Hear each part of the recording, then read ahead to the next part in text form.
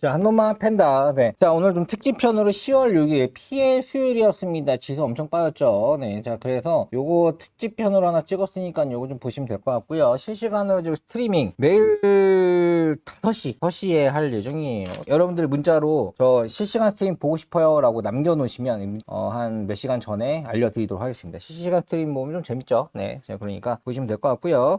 자, 지금 시장이 왜 이렇게 빠졌나요? 네. 요거에 대한 답변을 좀 해드리도록 하겠습니다. 이제 미국이 이제 디폴트 되는 거 아니냐, 부채. 그러니까 돈을 못 갚아가지고 이제 뭐 자체적으로 뭐 이제 뭐 부도가 나는 거죠. 미국이 부도 디폴트 되면은 저 시장 끝난다 그랬어요. 저번에도 한번 말씀드렸는데 미국이 디폴트를 선언을 하게 되면은 실질적으로 이 주식 시장은 아주 날아갑니다. 네, 이거는 제가 봤을 때 예전에 그리스 디폴트 선언하고 네, 그리고 이제 스페인이나 이제 뭐 이런 거 영국으로 이렇게 이어지는 거 아니냐라고 했을 때도 시장이 굉장히 타격이 컸었죠. 네, 그때 뭐 삼성전자 뭐 한 10% 이렇게 빠지고 그랬습니다. 그랬는데 이제 미국이 디폴트 된다. 그러면은 뭐 연하한가 내가 봤을 때는 한 3번 나옵니다. 네, 그런데 자, 그럼 그렇게 될 것인가 하는 거에 대해서 제가 이제 저의 좀 제가 말씀드리면 저는 이제 해외 선물 FX, 포reign exchange죠. 요거에 대해서 우리나라에 이렇게 정규적으로 있는 그런 제도권, 뭐 TV 나오는 사람들이 그러죠. 뭐 나 제도권 출신이다.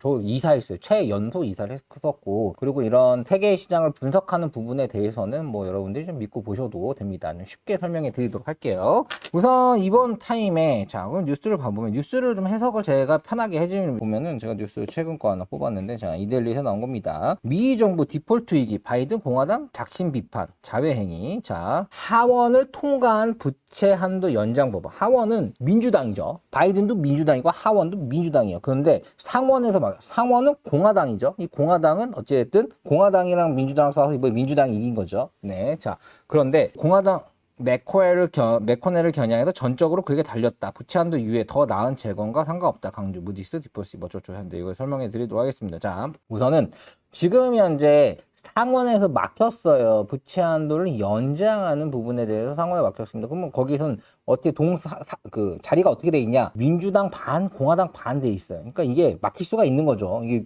민주당이 많으면 당연히 안 막히겠지. 근데 공화당도 그만큼 많이 갖고 있기 때문에 여기 상원에서 막힌 거예요. 그런데 이거를 밀어주면 될 수 있는 거죠. 그래서 이 부분은 어차피 민주당은 합쳤고 이 공화당도 좀 밀어줘라라고 하는 건데 그게 이제 맥코넬을 통해 가지고 이 맥코넬에게 뭔가 좀 당근을 좀 줘야지. 여기서도 뭐 자기가 이거를 굉장히 큰 패지 이걸 가지고 이제 공화당이 이제 뭔가 더 이제 뭐 어떤 발언권이나 이런 것들을 좀 가져갈 수 있는 뭐 정책을 통과시킬 수 있는 힘을 갖고 갈 수 있는 패인데 바로 승인은 안 한 거죠. 네, 야, 이거 우리가 갖고 있는 패를 바로 그냥 버릴 필요가 없어. 어차피 정치적인 거니까. 네. 자, 경제가 어떻게 되든 상관없이 정치적으로 이거 지금 내가 봤을 때 공화당 엄청 비판받을 것 같은데 아무튼 그렇게 해가지고 현재 막혔습니다. 막혔는데 이게 어떤 상황이냐. 자, 이거 좀 알아보면은 지금 현재 부채가 얼마냐면요. 부채 한도 2019년도에 2조 300억 22조 300억 이게 한 2경이 넘었어요. 2경 5천조 원으로 설정을 해놨는데 이것도 엄청나죠. 2경 일시 100천만 100만 1000만 억 10억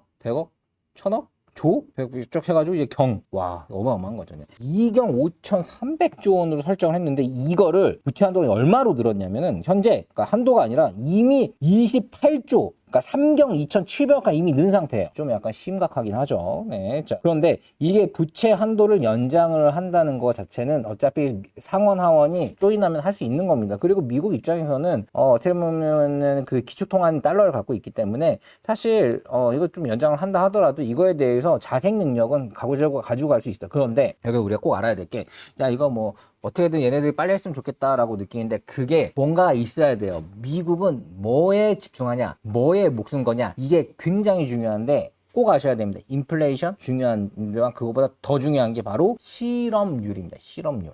자, 미국은 언제나 완전 고용에 목숨을 걸어요. 그래서 매달 첫 번째 주 금요일 날 나오는 넘팜 비농업자 고용자 지수 요게 매달 이거 이제 10월 8일 날 나옵니다. 이게 굉장히 중요한 하나의 척도가 됩니다. 그게 만일 실업자가 늘거나 실업자 총수가 늘거나 고용자가 준다는 거는 이제 실업자가 는다는 거죠. 그런 것들이 나오면은 미국은 다 달려들어서 하나로 이 실업자가 느는 걸 막아야 될 수밖에 없습니다. 그런데 만약 이게 디폴트를 되고 지금 현재 이제 채무 연장을 안 하게 되면 어떤 상황이 될 거에 대해서 지금 현재 무디스에서 나오는 그런 내용이 있나? 자, 뭐 바이든 얘기를 합니다. 천문학적인 부채 중에 4분의 1이 도널드 트럼프 전 대통령. 이거 뭐 사실 트럼프 때도 어찌됐든 코로나였으니까 돈을 좀 뿌렸죠. 네, 그리고 재선을 하기 위해서 열심히 주가를 부양시켰습니다. 트럼프 참 잘했어요. 자, 그런데 이제 바이든 때도 잘했어요. 근데 지금 위기죠. 네, 그런데 지금 현재 공화당은 트럼프 탓도 있으니까 부채 한도 연장하는 거 좀 도와달라라고 바이든이 얘기를 했다라는 부분. 자, 실제로 글로벌 신용평가사 무디스가 글로벌 신용평가사입니다. 가장 영향력 있는 신용평가사로 보면 되는데 지난 디폴트 상황에 직면하게 되면 경제활동이 4% 감소하고 600만 개의 일자리가 사라지면서 실업률이 9%에 육박할 것이라고 지적한 바가 있죠. 그러면 이게 미국이 가장 싫어하는 거예요. 혹시나 이게 실업률이 두 자릿수로 가거나 힘들어지는 거 아니야? 라고 지금 현재 고민이 되는 순간 하나가 될 겁니다. 그런데 이런 연구 결과들이 막 나오고 이걸 모를까요? 다 알고 있습니다. 그럼 현재 미국의 실업률 지금 현재 계속 이게 이제 10월 8일 날 나온다고요. 10월 8일 날 나오는데 이 10월 8일 날 분명히 안 좋게 나올 겁니다. 코로나 델타 변이 확산으로 인해서 굉장히 또 쭉 늘고 있죠. 그런 부분. 지금 현재 미국 실업률이 봐봐요. 지금 5%대로 떨어져요. 5%대. 근데 자, 5%대 미국 실업률을 검색하면 나옵니다. 5.2%. 와, 5.2. 그러니까 실업률이 5.2%에서 9%대로 갈 수 있다는 건 지금보다 실업률이 2배로 늘 수 있다는 거잖아. 어쨌든 어디서? 무디스에서 그런 말을 했잖아. 그렇기 때문에 이건 디폴트 성향 무조건 막을 수밖에 없어요. 이게 근데 야 이거 걔네들의 신용평가 그런 거지. 이 근거는 어떻게 돼? 근거는 뭐냐? 이틀 뒤에 발표된다니까. 이틀 뒤에. 지금 아직 코로나가 심해지고 현재 실업률이 굉장히 안 좋다는 부분이 이틀 뒤에 발표가 됩니다. 우리나라 실업률 얼마나 될까요? 우리나라 실업률 2.8%.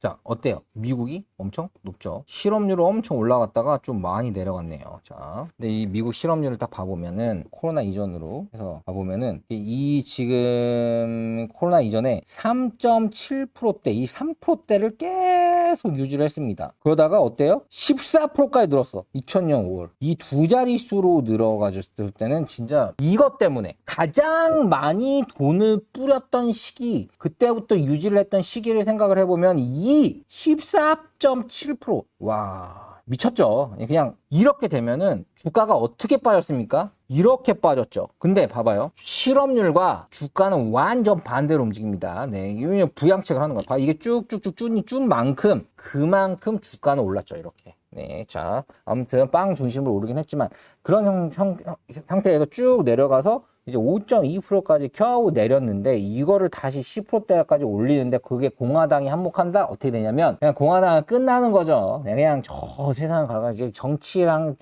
공화당 자체가 없어질 수도 있어요. 진짜. 이게 미국에서는 이 실업률에 목숨을 건다라고 생각을 하시면 되고요. 현재 그런 상황인데 자, 그러면 여기 다시 기사를 다시 한번 봐보면은 자, 여기서 이 무디스에서 말한 이 내용들을 다시 한번 봐보면은 경제활동이 4% 감소하고 600만 개 일자리가 사라지면 실업률이 9%에 육박할 거를 지적한 바. 이건 이미 얘기를 했었고 거기서 소비자 기업 대출이 이자율 급등이면은 이제 약 15조 달러, 약 1경 7,775조 원의 가계 자산이 증발할 수 있다라고 얘기했죠. 이게 뭐냐면 그냥 개인들이 죽어나는 거죠. 이 실업률을 한다는 거는 가정이 망하는 거고 먹고 살 게 없고 막 이런 게 진짜 스태그플레이션이다 이거지. 그렇게 되면 시간이 마탱이 가는 거죠. 그런 상황이 나올 수 있기 때문에 이거에 대해서 우선 상하원이 같이 해가지고 이 부채 한도를 연장하고 이것을 증액하고 하는 것들은 사실 이게 정치적으로 봤을 때는 어려운 일은 아니에요.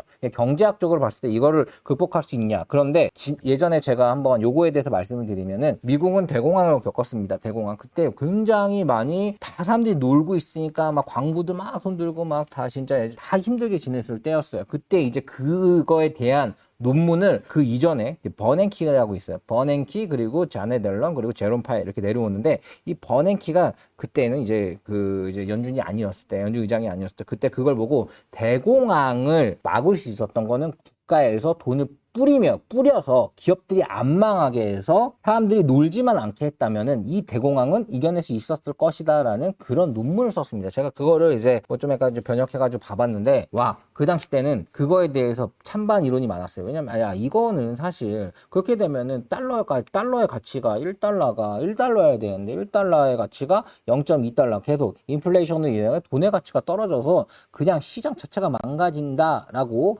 생각을 했었는데, 실질적으로 코로나 때 10년 동안 뿌렸던 돈을 1년 만에 뿌려보니 어떤 현상이 달러 가격이 막 인플레이션 됐나요? No. 안 됐어요. 왜냐하면 기축통화이기 때문에 이걸 해도, 그리고 기축통화이지만 달러는 이 뭐냐면 어떻게 보면 안전자산이에요. 그래서 원달러 환율이 올라가고 하잖아요. 이게 달러 자체가 또 안전자산이다 보니까 이 자산가격이 달러가 값어치가 막 엄청 떨어지지 않는 거예요. 근데 상대적으로 다른 게 오르지. 뭐냐? 원자재가 올라요. 원자재는 한정돼 있고 달러는 뿌려낼 수 있으니까 이 원자재 가격이 좀 올라가는.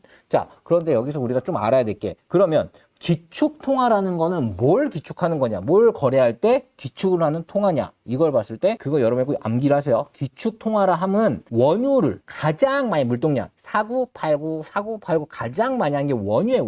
원유, 기름, 크루드 오일, 히팅가, 이게 크루드 오일이라고 보면 원유를 거래할 때 하는 기축이 되는 돈이 기축통화예요. 원유를 거래할 때 기축이 되는 돈이 기축통화다. 이거를 예전에 이제 유로화로 바뀌려고 하다가 이제 막 난리가 났었죠. 네. 어떻게 보면 이런 말도 있어요. 이거는 제가 봤을 때 99% 팩트인데, 이라크에서 이제 원유를 거래할 때 유로화로 바뀌었다고 해가지고 이라크 죽여버린 거다라고 이제 많은 말이 나오는데, 이 기축통화를 건들면 미국은 죽여버립니다. 그냥. 그런 만큼. 근데 이 기축이 되는 게, 그런데 이 기축이 되는 돈이 막 찍어내니까 상대적으로 원유는 한정되어 있나고 원유 가격이 올라가 버리는 거죠. 네. 그거 상상하기 쉽죠. 예전에 원유 가격에 대해, 근데 그 원유 가격만 오르는 거야. 근데 원유 가격이랑 원자재 가격 이런 것만 오르는 거야. 원자재에 대해서 돈을 주고받을 때 기축이 되는 게 달러다. 근데 그거 말고 우리가 실생활에 느끼는 이런 것들, 뭐 그런 것들은 뭐 큰 변화가 없다. 실생활에 느끼는 이 포인트가 상당히 중요한 거고, 그거가 인플레이션 아니냐라는 것들이 누구나 상식적으로 맞잖아요. 내가 이거 커피를 1,000원에 사 먹었는데 갑자기 2,000원에 사 먹어야 되면 비싸지. 네. 근데 지금 싼 데는 또 싸잖아요. 백다방 아직도 싸. 근데 이제 스타벅스는 우리가 스타벅스니까 가서 비싸게 주고 먹는 거죠. 이런 것들은 선택의 개념이지 물가 자체가 확 올랐다? No. 그런 건 아니에요. 물가 상승률 자체는 아직은 견고합니다. 그런데 이제 달러가 많이 나오다가 기축통화의 가치가 좀 떨어지면서 원유가 떨어지는 게 아니라 그냥 원유 가격이 그냥 올라버리는 그런 현상이 나오고는 있죠. 하지만 이게 기축통화를 갖고 있는 거에 돈 뿌리고 기업들을 안 망하게 하면은 사람들이 안 놀잖아. 안 놀고 일을 한단 말이야. 일을 하게 되면은 그거에 대해서 실업수당이라고 그러죠. 실업수당도 좀 주세요 하는 것도 좀 줄고, 그렇게 되면 사람들이 일을 해서 돈을 벌면 뭐래요? 그걸로 또 쓰죠. 먹고 사는데 쓰면은 또 그런 걸 파는 기업들은 또 그걸 팔고, 이렇게 하면서 경기가 순환되면서 이게 굉장히 자생 능력이 강해지는 거예요. 그런 부분을 미국은 너무나 잘 알고 있습니다. 일자리를 창출해서 사람들이 돈을 벌게 해주면은 그로 인해 가지고 이게 또 시장이 자유경제로 잘 돌아간다라는 걸 너무나 잘 알고 있는 미국이에요. 그래서 실업률에 목숨 건다라고 이제 여러분들이 보시면 되는데, 이 미국 실업률 여러분들이 한 번씩 이게 미국 실업률 네이버에 치면 나옵니다. 봤을 때 와, 이게 이렇게 5%대까지 내려와서 참 좋은데, 여기서 찬물을 끼얹어 가지고 6%, 7%, 8% 이렇게 가면은 시장은 작살 나는 거고요. 그거에 대해서 공화당에 지금 막 이렇게 나오는 것들, 이거는 같이 잡을 수밖에 없어요. 그런데 이번에 이제 9월달 10월 8일날 나오는 지수가 요거보다 조금이라도 오르거나 예상치보다 좀 더 안 좋게 나왔을 경우에는 상대적으로다가 지금 시작 고 라인업으로 해가지고 기대심이 나오는 거. 이거 이제 하원의원이 같이 합쳐가지고 이제 부채한도 연장과 또 부채한도를 높이는 부분들은 같이 합의하겠구나라고 거의 100% 확신해도 됩니다. 근데 이제 지금 이틀 뒤에 나오는 것들을 좀 보고, 그 전까지는 공화당이 패가 있잖아. 그래가지고 얘네들이 그렇게 하는 거지. 지금 현재 맥코넬 같은 경우는 지금 현재 이런 국민들에게 뭔가 이제 어쩔 수 없이 이걸 맞춰줄 패가 나오기 10월 8일 나오기 전에 뭔가 좀 이렇게 튕겨보는 거죠. 네. 그러면서 뭔가 한번 당근을 좀 받겠죠. 네, 지금 현재 민주당이 너무 세니까 당근을 받기 위한 하나의 액션 아닌가라고 생각이 보이고요. 자, 그러면 우리가 주식하는 입장에서 엄청 이것 때문에 빠졌어. 그러면은 요럴 때 기업 자체는 괜찮은데 그냥 지수 때문에 빠진 그런 기업들을 쭉쭉, 그런 것들도 지금 제가 쭉 밑에 위에 올리고 있죠. 그런 것들. 근데 생각보다 너무 많이 빠져서 좀 짜증나긴 하는데, 그런 것들을 지금 그래, 이때가 기회다 하고 모아보시면 굉장히 좋습니다. 그런 기업들 많이 있고요. 그런 거 궁금하신 분들은 물어보시면 돼요. 밑에 번호 있으니까. 있으니까 물어보시고, 지금 제가 이제 매일매일 요거를 그 실시간 스트리밍을 할 거니까 그거 시간대 그런 것도 좀 잡아 드릴 테니까 좀 많이 물어보시면 되고요. 결론적으로 말씀드리겠습니다. 디폴트 선언 안 될 거고요. 그리고 그 기점은 10월 8일 날 나올 거고, 그 라인업에서 시장은 반등을 할 거다. 그 전에 그냥 여기 에코넬을 중점으로 한 지금 현재 이 공화당 자체가 좀 까부는 거다라고 보시면 되고요. 이거는 결국 실업률이 조금이라도 안 좋게 나오거나 하면은 맞춰진다. 그게 맞춰질 수밖에 없는 게, 미국은 실업률에 목숨 거는 나라다. 지금 현재 5%대가 9%대까지 올라갈 수 있는 무디스의 이런, 그냥 대충 얘기하는 거 아니거든요. 그런 내용들은 굉장히 미국에서는 압박되고 스트레스 받는 죄악 정도의 그런 크게 생각하는 포인트다. 이게 코로나 때 14%까지 올라갔던 이 실업률이 굉장히 미국에서는 수치스럽고 굉장히 강력한 경제 위기라고 느꼈던 순간이다. 그거를 지금 5%대까지 잡은 거는 미국이 그만큼 돈을 뿌렸다는 거고, 여기서 더 올라가는 것들은 정말 막기 위한 노력은 앞으로 지속적으로 할 거다. 그럼 테이퍼링 잠깐 말씀을 드리면, 테이퍼링이 뭐야? 돈을 줄이는 거죠. 이 12월부터 시작해가지고 11월, 12월 쭉 해가지고 내년 6월까지 다 잠궈버린다라고 지금 현재 리포트들이 나오는데, 그럼 내년 6월까지 잠궈야 될 거예요. 좀 잠그긴 잠글 거예요. 그런데 그거를 뭐 내년 11월까지 잠그는 12월까지 좀 천천히만 하더라도, 시작하는 건 무조건 한다고 봐야 돼. 근데 이게 내년 6월이면 끝날 거다. 그 전에 그 얼마나 돈을 줄이는 속도가 빠른 거야. 가파르게 줄어버리는 거지. 용돈 10만 원씩 주다가 10만 원, 8만 원, 6만 원 이렇게 가는 건데, 그게 아니라 용돈을 10만 원 주다가 이제 9만 5천 원, 9만 3천 원 이런 식으로 조금 해가지고 이제 내년 후반까지, 내년 이제 뭐 4분기까지 뭐 그때까지 좀 약간 줄인다, 이런 식으로 갔을 경우에는 시장은 또 그 안에서 자생할 수 있는 능력들이 있다고 판단하에 또 올라갈 수 있는 그런 여력이 좀 있지 않을까라고, 전 그거는 기대를 좀 해보는 겁니다. 그렇기 때문에 지금 10월 8일 기점으로 시장은 또 올라갈 수 있으니까요. 그렇게 생각하시고, 오늘도 뭐 어쨌든 이런 것들에 대한 얘기가 나와서 기대심에 미증시가 좀 반등할 수도 있을 것 같다. 그리고 요 포인트, 뭐 다른 헝다 이런 거는 좀 크게 안 보셔도 되고요. 미국이 디폴트, 이건 굉장히 큰 건데, 이거는 상하원이 어쨌든 합신해서 이 실업률 자체를 이제 낮추기 위해서, 꼭 아니면 더 높게 만들지 않기 위해서 노력을 할 거다라고 한 번 더 생각하신다면은, 시장은 여기서 결국 또 올라간다라고 생각하시면 될 것 같습니다. 지금은 또 어떻게 많이 빠진 낙폭이 큰 기업들은 좀 약간 무예집할 기회이지 않을까라고 생각이 드는 것 같습니다. 망울 대표였습니다.